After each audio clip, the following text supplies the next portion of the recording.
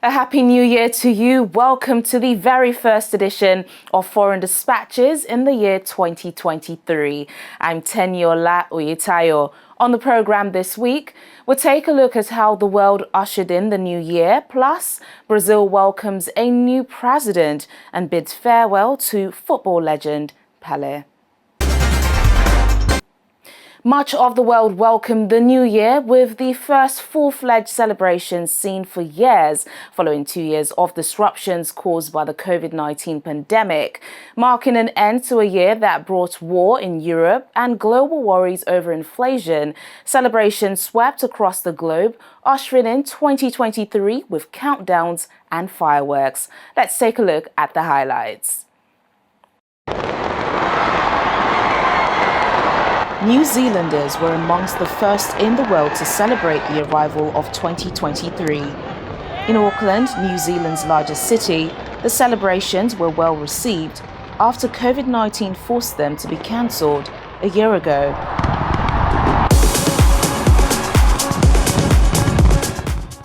In Australia, more than 1 million crowded along Sydney's waterfront for the celebration.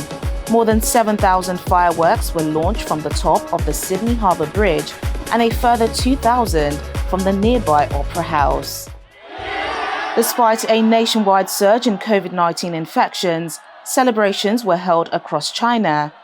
Tens of thousands of people gathered in Wuhan, the city where the COVID outbreak began 3 years ago, to mark the start of 2023.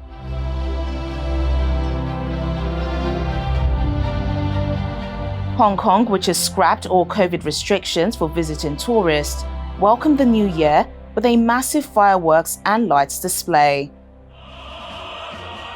North Korea also joined in the celebrations, with leader Kim Jong-un in attendance.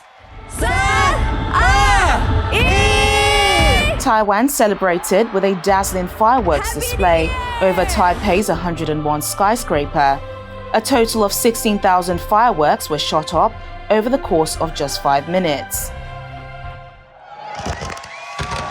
Thailand's capital also rang in 2023 in style with an impressive fireworks display. I cried because of a lot of emotions, and I have never seen such a great firework with all these emotions about the previous year. It was really, difficult, but at the same time, there were a lot of great things happened. So I think that the next year will be great, and I hope that we'll have a lot of great moments. In the United Arab Emirates, the New Year Festival boasted a Guinness World Record-breaking fireworks and drone show. Happy New Year! Happy New Year! In Nigeria, Lagosians also welcomed the New Year with fireworks and dancing. And the Egyptian capital hosted a fireworks display around Cairo Tower against the backdrop of the Nile River. In Europe, festivities in Moscow were muted, without the usual fireworks on Red Square, reportedly due to COVID-19 safety measures. Уважаемые граждане России. The Russian President Vladimir Putin devoted his New Year address to rallying the Russian people behind troops fighting in Ukraine. And in Ukraine, despite a deadly missile barrage nearby in the Ukrainian capital, thousands of families in Kyiv ushered in 2023 by enjoying a New Year's festival.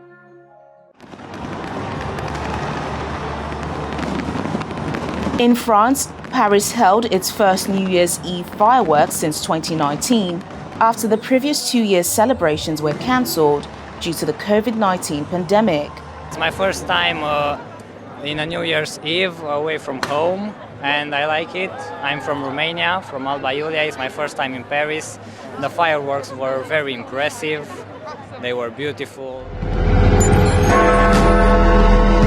And in London, Big Ben fired the starting gun for a spectacular display that also included a tribute to the late Queen. This is London.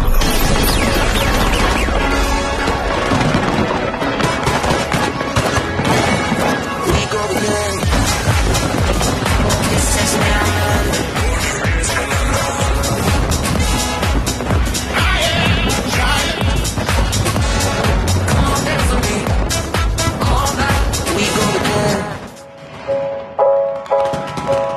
declare before you all that my whole life, whether it be long or short, shall be devoted to your service.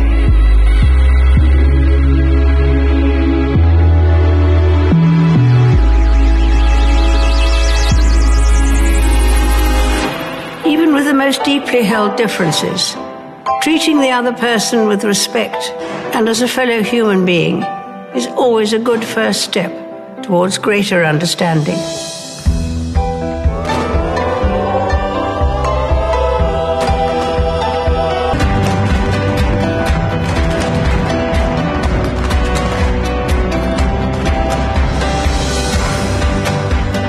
Farewell, ma'am, and thank you for everything.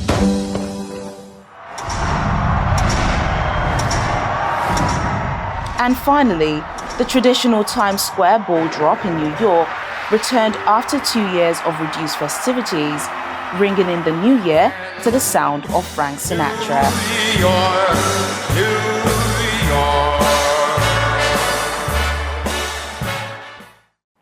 As Brazilians ushered in 2023, they also welcomed a new president. On New Year's Day, thousands attended the inauguration of Brazilian President Luiz Inácio Lula da Silva. In his first speech, the veteran left-wing politician, who has previously led the country between 2003 and 2010, vowed to rebuild the country. Luiz Inácio Lula da Silva took office as Brazil's new president in an inauguration ceremony at the capital city of Brasilia amid heightened security. This 77-year-old won the election just 3 months after he left prison over corruption charges and more than a decade after his first 2 terms in power. He has vowed a drastic change for Brazil plagued by hunger, poverty and racism. We do not carry any spirit of revenge against those who try to subjugate the nation to their personal and ideological purposes, but we will guarantee the rule of law. Those who made mistakes will answer for their mistakes, with the rights to defense within the due legal process. Lula's predecessor, Jair Bolsonaro, rattled Brazil's young democracy with baseless claims of electoral weakness that spawned a violent movement of election deniers, some of which have camped out in front of army barracks and called for a military coup. Bolsonaro left for the United States on Friday after refusing to concede defeat.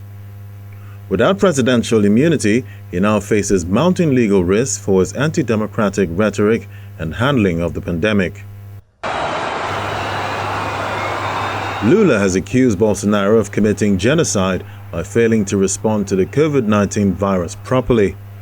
However, his Florida trip insulates him from any immediate legal peril. On Monday, after Lula's swearing in, he was handed the presidential sash by Aline Sousa, a garbage collector. The sash handover is a hugely symbolic act in Brazil, and Bolsonaro said he would never do it for Lula. Lula wiped away tears during a subsequent speech. É hora de reatarmos os laços com amigos e familiares, rompidos pelo discurso de ódio. It's time to reconnect with friends and family. The ties broken by hate speech and the spread of so many lies. No more hate, fake news, guns and bombs. Our people want peace to work, study, take care of the family, and be happy. In his first decisions as president, Lula restored the power of Brazil's Environmental Protection Agency to fight illegal deforestation, which had been weakened under Bolsonaro.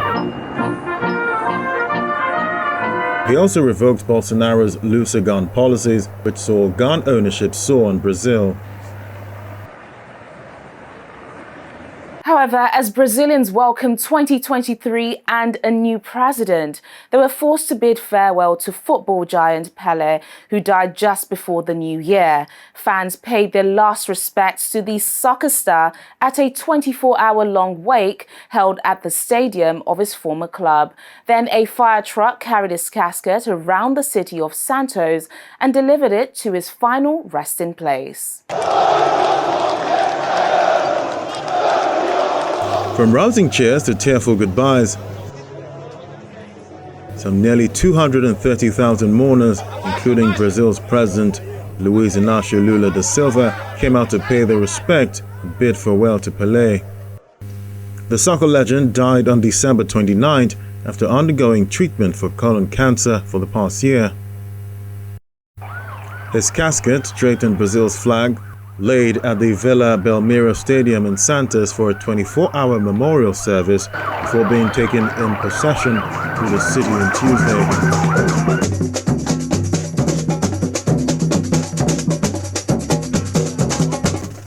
On Brazil's streets, fans celebrated the life and legacy of the prolific goal scorer.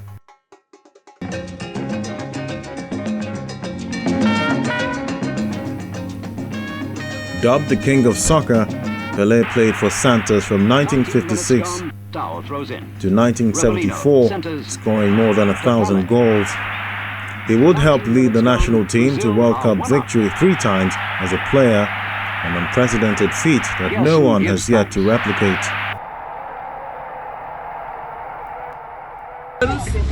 It's very emotional and something he deserved. For everything he did for Santos' history, 1,000 goals. So, he deserves everything that is happening today in Santos. It's from Santos to the world. We are here for love.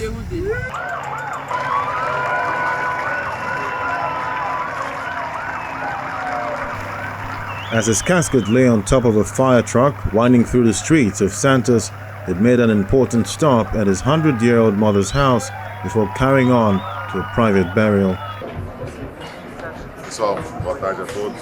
Edinho, Pele's son, thanked his father's fans for their support on behalf of the family. At the age of 82, Pele was laid to rest in the world's tallest cemetery. 2 life-size bronze statues of the star in his glory day stand outside his tomb, guarding the entrance. And this week, mourners also flocked to the Vatican to pay their last respects to former Pope Benedict, who died on New Year's Eve at the age of 95. The former Pope was the first to step down from his position in centuries. A steady stream of tens of thousands of people filed into St. Peter's Basilica this week to pay their respects to former Pope Benedict XVI.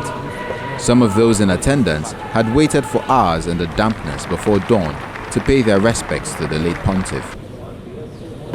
I'm very emotional. My daughter was born right when he became Pope. So she was actually born without the Pope, and then he was Pope, and then my son was born when he was Pope, and then he left, right? So it's very emotional. Before the church was open to the public, Italian President Sergio Mattarella and Prime Minister Giorgia Meloni were among those who paid their respects.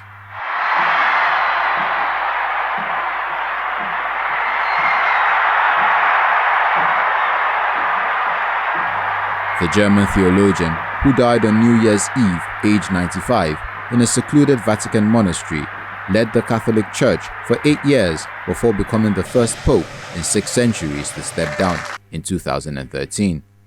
Tutti quelli che udivano si stupirono delle cose dette loro dai pastori. Francis paid tribute to the former pope in 3 New Year events at the Vatican over the weekend, thanking God for the gift of his faithful servant of the gospel and of the church. Tributes have poured in from around the world, with his funeral on Thursday attracting crowds of thousands.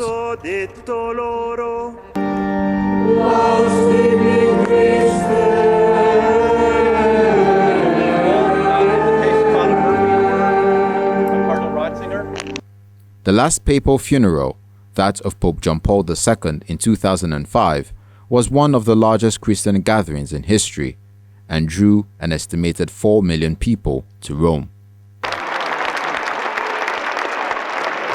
According to officials, former Pope Benedict had asked that his own funeral be marked by simplicity.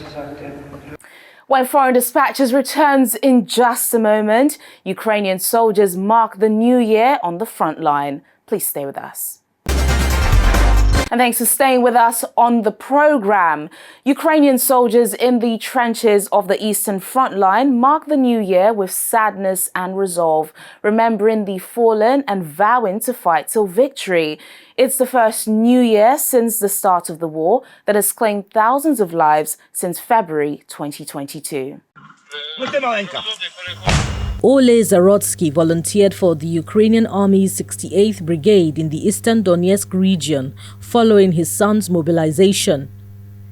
The 49-year-old fights back tears as he describes how his son is now fighting for his life after suffering a head injury.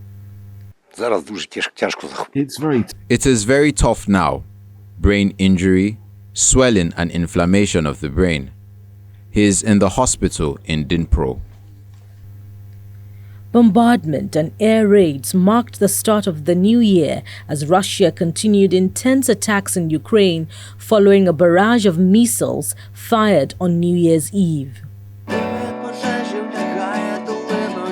Pavlo, a musician in civilian life, marked the new year with a performance of a song he composed and dedicated to 12 members of his unit who were killed on a single night. It is sad that instead of meeting friends, celebrating and giving gifts to one another, people were forced to seek shelter. We learned that some of our soldiers were even killed on the front line today. This is sad. It is very sad. It is a huge tragedy that cannot ever be forgiven.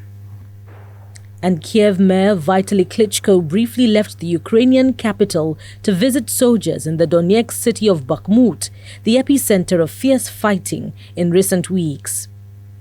Despite heavy fighting around Bakhmut, the city has remained in Ukrainian hands for the duration of the 10-month war, though much of it lies in ruins. Putting a rather hectic year behind, South Africans ushered in 2023 with moderate celebrations. The Johannesburg New Year's Eve countdown party was cancelled by the mayor as the country grapples with the Christmas Eve gas truck disaster, which left 34 people dead. President Cyril Ramaphosa, in his New Year's message, appealed to all citizens to work together to pull the nation out of the many challenges it's dealing with. Our South Africa Bureau Chief, Betty Dibia, has more. As the world ushers in 2023, the hope is for many things gone wrong with the world to get right, or at least get better. Happy New Year! Let us enter 2023 with the courage and resilience for which we are known. Let us keep going and keep trying, no matter how difficult it gets. By working together, we can and will rebuild our country. We can and will improve our economy and improve the lives of our people. Nigeria's High Commissioner to South Africa, Ambassador Mohammed Manta, in his message, appealed for peace among Nigerians in the host country, as well as those back home, ahead of the general elections. I send warm greetings to fellow Nigerians back home to continue to pray for the country, to continue to pray for those of us outside, and to look forward with prayers towards the elections in February, and use this period to also ensure that all activities during the electioneering are devoid of violence, are devoid of rancor. We are in brotherhood. All the parties are in brotherhood as Nigerians. It is Nigeria that makes us brothers, and it is Nigeria we seek to protect and to develop. So may we have successful elections. Added to the unending delays with permit and visa renewals by South Africa's Home Affairs Department, 2022 was quite a hectic year for some Nigerians in South Africa, with an alarming number of killings of Nigerians by fellow Nigerians. Word on the street is that this is owing to secret cult wars among Nigerians. There's also the vigilante anti-drug attacks and anti-foreigner tax, which sometimes finds law-abiding Nigerians caught in the middle. We're doing our best to work with the host government and see and ensure and put an end to these attacks and killings. They are unnecessary, they are unlawful, they should not happen. I do wish to seize the opportunity to call on these boys on the streets to sit their swords and imbibe dialogue. The various associations, especially under NICASA, has offered them a forum for dialogue. From fellow Nigerians, the wish is for more responsible citizenship. Let Nigerians behave themselves. Let be our brothers and sisters keepers at all times. For Nigerians at home, compliments of the seasons. The election is coming on the 23rd of February. My wish is that we select a good leader that's going to change our country for better. And with those words to live by in 2023, he is hoping for a more peaceful, prosperous year.